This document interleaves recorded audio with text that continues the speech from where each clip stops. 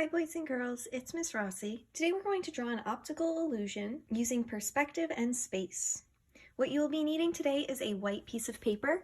There should be one in your art folder labeled Space Spheres or just Spheres. It should just be a white square piece of paper. You're going to need a ruler and a pencil, an eraser, and then we're also going to need 3 different round objects that we can trace to make circles. We need a small one, a medium-sized one, and a large one. So I have like a lid from a candle and a lid from a box of markers here that I'm going to use. I can put those to the side for now. Grab my pencil and my ruler, and we're going to create a drawing that makes our paper look like there is more space on it than there actually is. So we're going to create an illusion that tricks the eye into seeing depth or to seeing more space on our 2D surface. What we're going to do to start is with our ruler, we're going to line up our ruler on the bottom edge of our paper. Now when we are using a ruler, let me bring it up closer to the camera. My ruler, the 0 line is this edge. Sometimes rulers have a line here where the 0 starts and it will be marked with a 0, and that's where you're going to want to start to measure. But for mine, I'm just going to use the edge of my ruler since that is my 0 line. But you should look at whatever ruler you have at home and see where your 0 line starts. So I'm going to line up my 0 point, which is the edge of my ruler, with the edge of my paper on the left side. And with my pencil, I'm just going to put a little dash at the 2, at the 4, at the 6, and at the 8. So we're marking off every 2 inches on our ruler. So I put a dash at the 2, the 4, the 6, and the 8. I'm keeping my ruler in the same spot as I'm doing that, and I'm keeping my paper in the same spot. So once you're done, you can move your ruler away and you should have 1, 2, 3, 4 dashes from the 2, the 4, the 6, and the 8. We do not mark the 0 and we're not going to mark the 10 today. Once you have your first side measured out, you're going to turn your paper to the left and we're going to measure out this side as well. So again, I'm lining up my ruler with the edge of my paper and I'm going to mark off with a little dash the 2, the 4, the 6, and the 8. Again, I'm not moving my paper, I'm not moving the ruler, I'm just putting a mark on my paper where those numbers are to measure out 2 inches. So once you have those marked off, we're going to turn our paper back to where we started it. So we are marking off the bottom, the left side, and the right side of our paper with every 2 inches. So again, I'm marking the 2, the 4, the 6, and the 8 after I lined up my 0 point with the edge of my page. So now back to the center, I have dashes all along the bottom. I have my dashes up the left side, and I have my dashes up the right side. Now we're going to take a moment to think about 1-point perspective. 1-point perspective is when all of our lines are going to meet at a single point to create the illusion of distance and space on our paper. We're going to create our optical illusion using perspective like this today. So you can decide where on your paper you want your vanishing point, where all of your lines are going to look like they're going to disappear. You could put them in the left corner, all the way at the top, in the right corner, all the way at the top, or you could put it in the middle. It's up to you. I'm going to put mine up in the left corner. If you're finding this to be a little bit tricky, you might want to make yours the same as mine so it's easier to follow along with. If you're doing it from the right corner, you're going to be doing the same thing as me. It's just going to be the opposite. And if you're doing it from the middle, you're going to do the same thing as me, but you're going to end up hitting all of our points, which will make sense a little later on. So I put a little dot in that top corner so I know that is my vanishing point where all of my lines are going to meet and disappear. And the next thing I'm going to do is grab my circle tracers. So as things are approaching the vanishing point, they're going to get smaller and smaller and smaller. So I'm going to take my smallest circle and put it closest to the vanishing point. I'm going to take my medium circle and put that more towards the middle. And I'm going to put my large circle all the way down at the bottom. So you can decide where you want to place your circles. It doesn't matter as long as your smallest one is closest to your vanishing point and they are getting larger as they're getting farther away. There we go. I think I'm going to arrange mine like that. Once I like where they're placed, I'm going to take my pencil and trace them all onto my paper. So again, my smallest one is closest to that vanishing point. My largest circle is the furthest away. And this is going to help create the illusion that everything is getting smaller as it's going back into space. So this is what my paper looks like so far. I have 3 circles, I have my vanishing point, and I have my dashes along the left side, along the bottom, and up the right side. The next thing we're going to do is we're going to connect our dashed lines, only on the left and on the right side. We want to make some straight lines that will cut across our paper. And the way that I'm going to do that is with my ruler. I am going to line it up with both of those dashes, one on the left and one on the right. So I'm going to do that first dash first.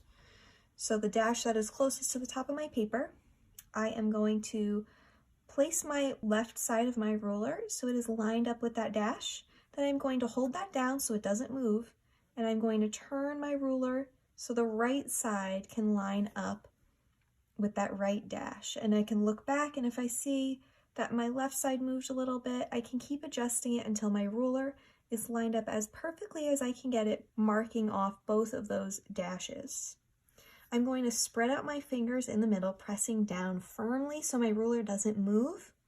Holding my pencil up nice and tall, I'm going to drag it along my ruler to create a straight line to connect my dashes. Now, once you hit your circle, you're going to need to jump over it and to the other side. We do not want to draw through our circles today, so once you hit one edge of it, just jump over it and continue your line on the other side. There we go.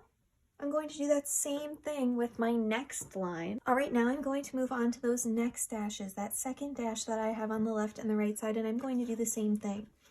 I'm lining up my ruler, starting with that left side, holding it down, turning it carefully so I can line up the right side and checking both to make sure they are matching. I am going to spread out my fingers in the center, pushing it down. Once I hit that circle, I'm bouncing up and connecting it on the other side. If you draw through your circle by accident, that's okay. You can just erase it later on. And as you guys can see, my lines aren't perfect going through those little dashes. That's not the biggest deal in the world. As long as your lines are mostly straight going across, then you will be fine. We just don't want them like slanted like that. We want them to be as straight as we can get them. I am going to do my third dash.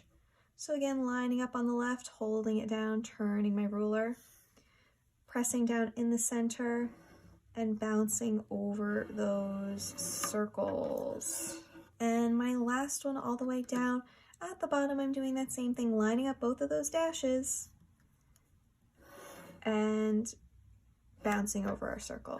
Once you're done connecting your dashes, your paper should look something like this. You should have 4 straight lines that are horizontal going from left to right on your paper. Now the next thing we're going to do is we're going to connect some more lines, and we're going to turn our paper into more of like a checkerboard design.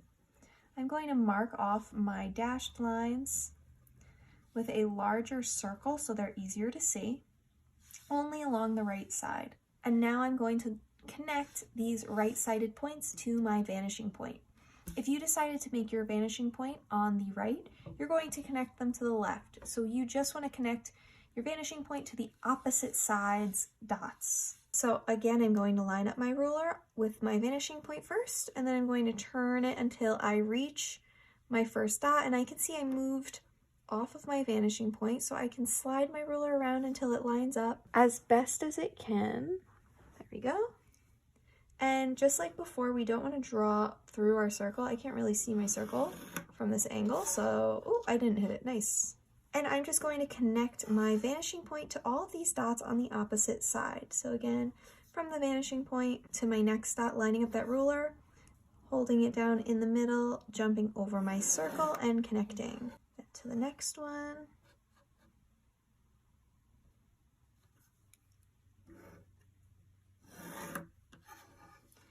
And our final one down on that side.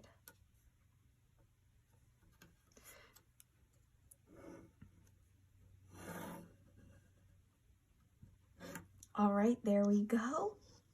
Now I'm going to connect my vanishing point to the dots that I have along the bottom. And I'm going to mark these out so they are a little bit bigger. And now if your vanishing point was on the right side, you are connecting to these dots, remember, the opposite side, and you can also connect them to the bottom. If your vanishing point was in the middle, you're going to connect to all of the dots. So you're going to go from your vanishing point to each one of these dashes, your vanishing point to the bottom dashes, and your vanishing point to the right side. But now I'm just going to line my ruler up again in my vanishing point. I'm going to start with that first dash right there, folding my ruler down and tracing my straight line.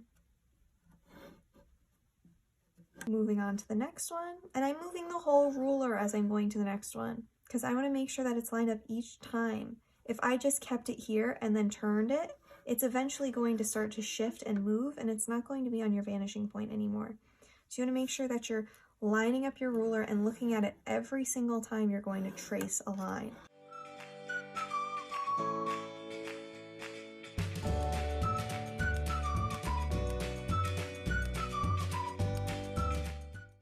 All right, there we go. And I'm just going to do one final line going into the corner just to split that box up a little bit so it is a little smaller and easier to color later on.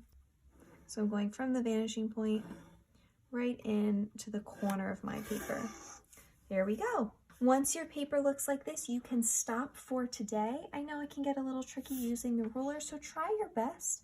And when in doubt, you can always flip your paper over and try again on the other side, or just use your eraser to fix whatever lines you mess up on.